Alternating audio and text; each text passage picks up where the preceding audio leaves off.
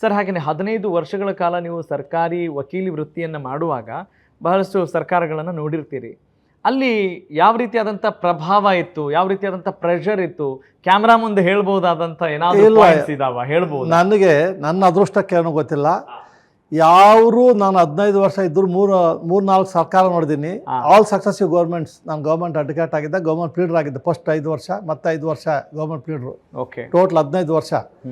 10 ವರ್ಷ government advocate ಆಗಿದ್ದೆ. Okay, ನನಗೆ ಯಾರೂ ಪ್ರೆಜರ್ ಮಾಡೋ ಧೈರ್ಯ ಕಾಣಲೇ ಇಲ್ಲ, ಇನ್ಕ್ಲೂಡಿಂಗ್ ಮೈ ಅಡ್ವೊಕೇಟ್ ಜನರಲ್ಸ್. ಒಂದು ಇನ್ಸಿಡೆಂಟ್ ಆಯಿತು. ನಾನು ಗೌರ್ಮೆಂಟ್ ಅಡ್ವೊಕೇಟ್ ಆಗಿದ್ದಾಗ ಏನಾಯ್ತು ಸರ್?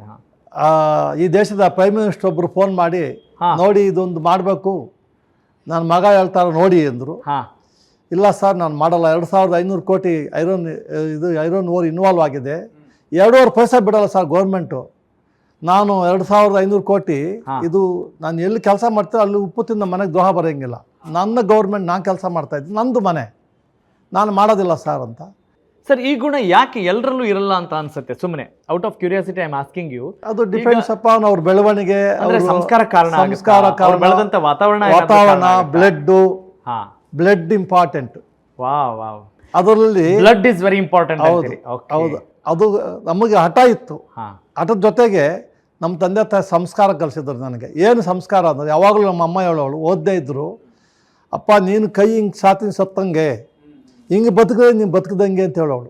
ಕೊಡೋನಾಗಿರು ಯಾವಾಗಲೂ ಹಿಂಗೆ ಬದುಕು, ಹಿಂಗೆ ಅನ್ಬೇಡ, ನೀನು ಏನು ತಂದ್ರೂ ಪರವಾಗಿಲ್ಲ, ಏನು ಕೊಡದೇ ಇದ್ದು ಪರವಾಗಿಲ್ಲ, ತಲೆ ಬಗ್ಗಿಸಿ ಜೀವನ ಮಾಡಬೇಡ ಅಂತ ಅಮ್ಮ ಹೇಳ್ತಾ ಇದ್ರು ನನಗೆ. ಆ ಎಲ್ಲ ಮೌಲ್ಯಾಧಾರಿತ ವ್ಯಕ್ತಿತ್ವ ಇವತ್ತು ನಿಮ್ಮನ್ನು ಸುಂದರ ವ್ಯಕ್ತಿಯನ್ನಾಗಿ ರೂಪಿಸಿದೆ. ಅಂದರೆ ಸೀಡ್ ಈಸ್ ವೆರಿ ಇಂಪಾರ್ಟೆಂಟ್.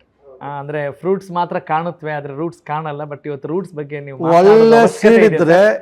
ಒಳ್ಳೆ ಸೀಡ್ ಇದ್ರೆ ಯಾವ ಮಣ್ಣಲ್ಲಿ ಹಾಕಿದ್ರು ಬರುತ್ತೆ, ಅದು ಬ್ರೀಡ್ ಚೆನ್ನಾಗಿ ಬರುತ್ತೆ.